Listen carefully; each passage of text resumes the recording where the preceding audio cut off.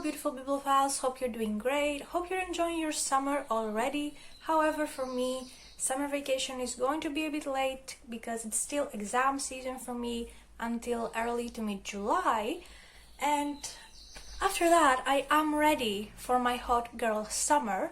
Hot girl summer obviously means going out with my friends a lot, hanging out with my friends, which I'm very excited for, and also try to go on vacation maybe. But for me, it also means finally having time to get to all the books I've been wanting to get to. It's quite the ambitious TBR. I probably won't get to all these books, and since I am a mood reader, I probably switch and just read entirely different books. However, I will be prioritizing most of the books I'll show you, and I'm very excited for them, so let's get to the TBR right away. Let's start off with some literary fiction, and let's start with The God of Small Things by Arundhati Roy. This is a Greek edition, and I really like the cover, I really like the aesthetic of this.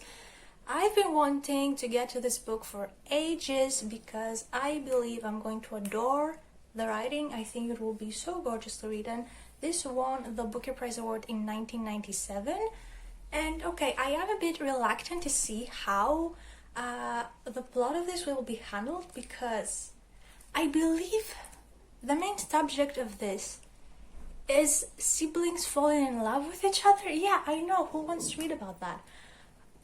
It seems very weird to me, but I believe this is gonna be written in such a way that you'll end up sympathizing them and wondering how they're gonna get out of this weird situation. And I'm so sure the writing of this will be gorgeous, so I am excited mostly for the writing. Moving on to The Life of Pi by Jan Martel, that I got secondhand very recently.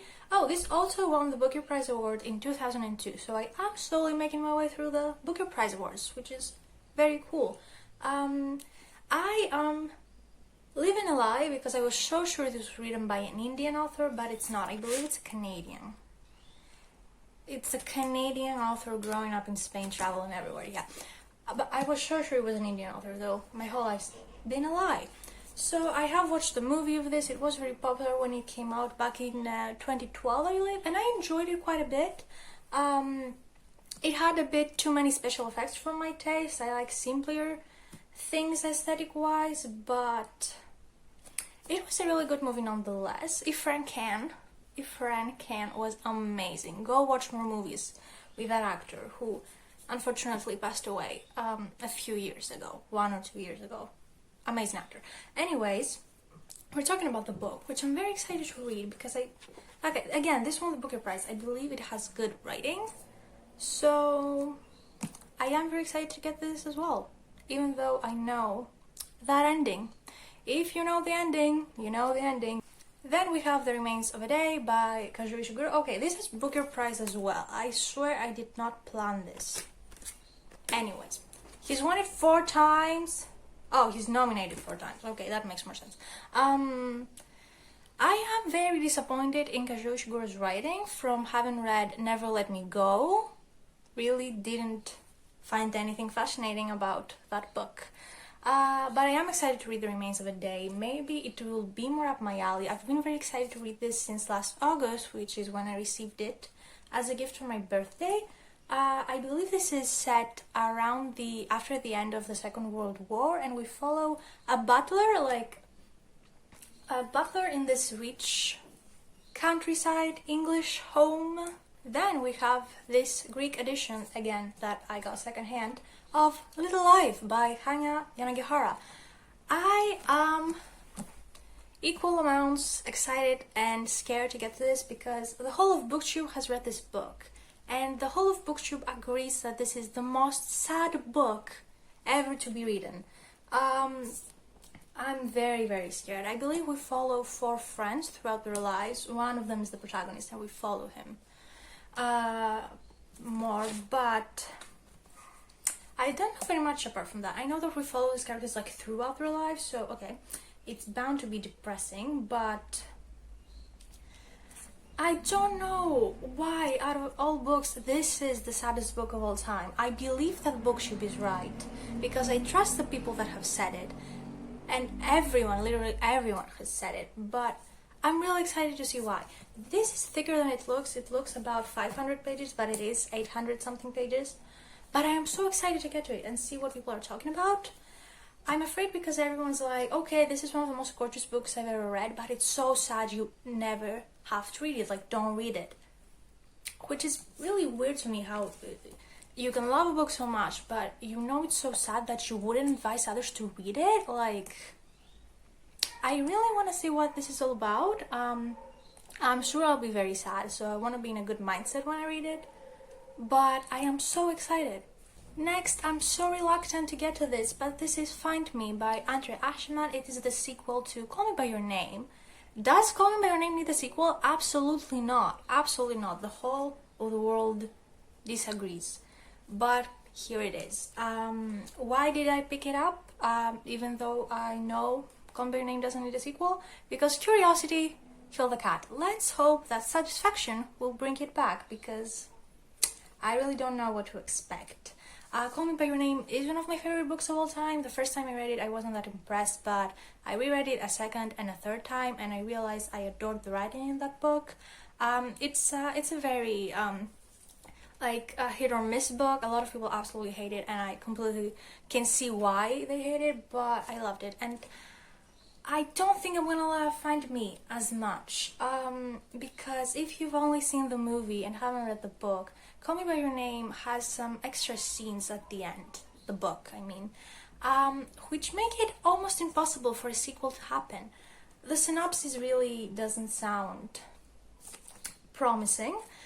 Okay, so the plot of this sounds straight up disappointing and unnecessary and unrealistic, but I have so high hopes for the writing, such high hopes for the writing, the descriptions of the gorgeous Italian landscape, and just the writing. I've only picked this up for the writing, to be honest, but I am very reluctant to get to it, even though it's super short. Okay, let's not nag for another second and just appreciate how gorgeous this cover looks. Like, this is the view you get from walking around in Italy. Like, can we just... how absolutely gorgeous. Let's move on to another category of books now, though. Let's talk about two YA novels I'd like to get to. I have Frankly in Love by David Yoon. I really like how this cover looks, like the letters have depth, really nice. And this says, a love story, focuses on racism, a peek into adolescence, and a welcome to Korean American culture all at once. Sounds very promising. I've heard great things. This is about Frank Lee, a boy who lives in California with his parents who emigrated from Korea, and they only want him to date Korean girls, but he likes a white girl, so he teams up with a friend of his who's gone through the same thing, Joy Song, and they're going to pretend to fake date. They're going to pretend to date, so it will be fake dating, I mean. And it says, Frank thinks fake dating is the perfect plan, but it leaves him wondering if he ever really understood love or himself at all. Sounds very promising. Love Boat Taipei by Abigail Hing Wen. This was in my list of my most anticipated 2020 releases, and I actually bought it in 2020, which rarely happens for me, to pick up a new release right away. Look at this cover. I can't talk while focusing on this cover because it's so freaking gorgeous. So this is the story of Ever Wong, who lives pretty much a strict life with her parents, I believe. I believe they have her on this plan to get to med school, and she has quite the strict lifestyle, but she gets sent to this summer educational program in Taiwan, and she expects it to be very strict. But instead she finds the Love Boat program, which, according to the author's note on the front, actually is a real program that she herself went to, I believe. So this sounds really cool. Yes, she and her husband both attended that program. And anyways, there she finds a free-for-all where hookups abound, adults turn a blind eye, and the nightlife runs non-stop. So I believe we're gonna follow Ever Wong in that journey, pretty much living a different lifestyle than what she's used to, and finding herself in the process. And I'm super excited. This was really my most anticipated books of 2020, and I'll hopefully finally get to it this year. Let's switch the mood again and do classics. How lovely are these old penguin editions? I'm in love, but only with the outside of it, because if you look into the inside, what is this font? What is it? I'm too old for this font. I can't read this. Anyways, let's be calm. The first book I have is Persuasion by No, I don't have Persuasion by Jane Austen. This is clearly The Professor by Charlotte Bronte. Okay, seems like the only hot thing about my hot girl summer is the hot mess that has become of my brain. But yeah, this is The Professor by Charlotte Bronte. This is the first book Charlotte Bronte sent to the publisher, but the publisher rejected it. And so this was actually published after her death. I believe this has some autobiographical elements, because I believe that I've seen in a couple of documentaries that when Charlotte Bronte was attending some sort of school, boarding school, she did fall for one of her teachers, which is what this book is about. But the book follows it from the professor's point of view, which sounds very interesting. I believe we do have this kind of flirtation going very wrong. So I am assuming Teacher's Pet by Melanie Martinez, but make it 19th century. Okay, what the heck am I saying? Let's move on to the next book, which is The Woman in White by Wilkie Collins. Okay, this is Reflecting the Light. I know nothing about this, apart from the fact that it is a gothic mystery / light horror story, you could say, I believe. That's the only thing I know about it. And also, that sea is thick. Almost 600 pages. In this fonda, how am I gonna read this? Anyways, I am excited because I've heard good things about it. Now to a more recent, modern classic. Vladimir Nabokov's The Original of Laura, parenthesis, dying is fun. I don't know why. Sounds like a Nirvana lyric, but it is the title of a Nabokov book. So I have read Lolita and absolutely love the writing. We get to me explaining Lolita in a while while I'll be talking about the rereads I want to do this summer, but for now, let's just focus on the fact that I want to read everything Nabokov has ever written, and a normal person would start with just his first novel or his most famous novel, etc. But I just picked up this, which is a novel in fragments. It is the last book he was writing before he died, so he never finished it. And it's just fragments, like look. It's pictures of the original and then the translation underneath it. And that's how all of it goes. So I pretty much can get to it in an afternoon. I have no idea what this is about. I know that he asked his wife to burn it before he died, but his wife didn't burn it. I think they were keeping it in a bank. I believe, yes, they were just keeping it in a bank. And I'm so excited to get to this. Obviously just for the writing, because it's not like you can get anything about the plot from a book in fragments, but I am excited nonetheless.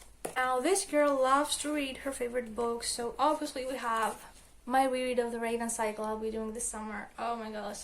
Find someone who looks at you like I look at The Raven Cycle. Oh my gosh. I love this series so much. It's my favorite series of all time. My favorite books of all time. Look how gorgeous my babies are. Okay, sorry, I'm going on a rant, but I absolutely adore this. I've been rereading it 2 or 3 times. I've reread it 2 or 3 times already. And I was originally thinking of like, I'll reread this once every year, but I missed my read for 2020 because I had all these books to get to, but I'll definitely read them as soon as my exams are over because I'm so excited. I love this kind of light fantasy, nothing complicated, just magical forests that speak Latin and energy lines and little explanation, but gorgeous characters, character-driven story, to be honest, as I see it. These characters are my babies, they are my kids, I adore them so much. Such a big focus on friendship in these books, which I absolutely love. Amazing atmosphere. I absolutely adore them, and really want to get to them soon. My other reread will be Vladimir Nabokov's Lolita. Now I do have some explaining to do because whenever I say that this is one of my favorite books, people are like, oh, you're one of those people that romanticize Lolita. No, I'm one of those people, books are falling, I'm sorry. I'm one of those people that get the point of Lolita, don't romanticize it. Unlike some other people, yes, Lana Del Rey, this goes out to you. Stop romanticizing Lolita in your songs. Just stop. Yeah. Anyways, Lolita is undeniably the story of a 12-year-old girl being sexually abused by a grown-ass, disgusting pedophile. There's nothing romantic about it. It's not a love story in any way. I want you to understand that. Like, I understand that. And if you want to get more into why society and pop culture has sexualized Lolita and has romanticized this abusive story so much, I'd really like you to check out the Lolita podcast. I'll leave a link to it down below. Its creator just did so much research for it and guides you through the history of how this book was received by society, from one of the first reviews about it that called it the only believable love story of the 20th century. Why would you call it that? You can see that people didn't understand the book when it came out, and others understand it but used it in their benefit to get to sexualize young girls more easily through how this was perceived by pop culture. So I do want you to go listen to the podcast if you're planning on reading Lolita, or if you're interested in how this got such a romanticized story when there's nothing to romanticize about it. Why do I love this then? Without romanticizing it, I love it because the writing is absolutely gorgeous. Some of my favorite just lines, some of the most beautiful written literature lines are in this book. So yeah, I do want to reread this. I actually got this recently, the first time I read it in a Greek translation, and it wasn't my copy, I had borrowed it, so now I get to underline all my favorite quotes and I'm very excited. Also, I love this edition because look at this cover. A fun fact that you can learn in the podcast that I just recommended is that when they were going through the publishing process for the book, and they asked Nabokov what he's thinking for the cover, he said a quote that I don't remember, and at the end he said, "Just no girls." But if you've seen any edition of Lolita, you know that the cover has girls that are obviously over 12 years old and heavily sexualized, wearing little clothing, etc., and giving off a very wrong idea for the book. But this one has what Nabokov wanted it, and I really like that. And I'm very excited to reread this summer. For my rereads, not many things to reread, apart from I'm also reading Call Me By Your Name, like I said before, so I can have that good taste before I get to Find Me. Anyways, I also want to quickly mention some audiobooks of books I'll be reading for the first time. I just want to read them through listening to them. I think I'm going to really invest in audiobooks this summer. For example, such audiobooks would be The Descendant of the Crane by John He. I read The Ones We're Meant to Find by her this year. It came out this year, and it was really good. I really enjoyed it, so I'm very excited to see what her debut novel, The Descendant of the Crane, was like. Also, we have You Stood See Me in a Crown by Leah Johnson, a very popular YA contemporary about this girl that competes for a prom queen in her school, so she'll fit some qualifications for scholarship, I believe, but she falls in love with this other contestant girl, so we do have a lesbian romance, very excited, and a bunch of other queer books. For example, The Music of What Happens Next by Bill Koningsberg, I believe, and Where We Go From Here by Lucas Roca, which I'm especially excited about because it focuses on 3 young adults who face the HIV crisis. I also want to get to the audiobook for Yesterday is History, which was one of my most anticipated releases of 2021, and this focuses on this guy who gets a liver transplant, and when he wakes up from the procedure, he has the ability to move back and forward in time. I love my time traveling, anything that has to do with just time in books, and I'm very excited to see how that goes. And that concludes my very ambitious TBR for my hot girl summer. I'm super excited to get to even some of his books. I'm just so happy in the thought that my exams are gonna be over soon and I'm gonna have time to read. So excited. I hope you enjoy your summer as well and just let off steam and find time for yourself and give yourself the rest that you need. Thank you so much for watching. I'll see you soon with another video, and I hope you're having a great day or night if you're watching this at night. See you soon. Bye.